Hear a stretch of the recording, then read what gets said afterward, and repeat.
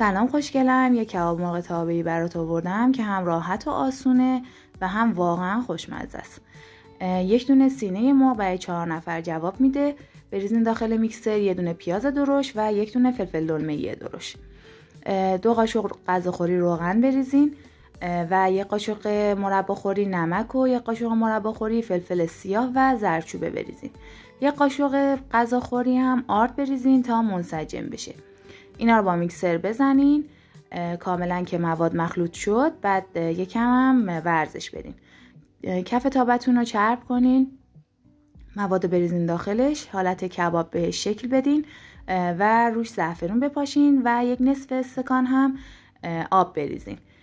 سرشو ببندین، بذارین روی گاز.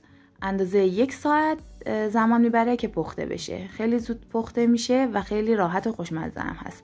روی گاز هم سعی کنین نذارین آبش زیاد خشک بشه. یکم که آب داشت برش دارین، چون آب به خورد خود کبابا میره و کباب نرمتر میشه. نوش جونتون باشه.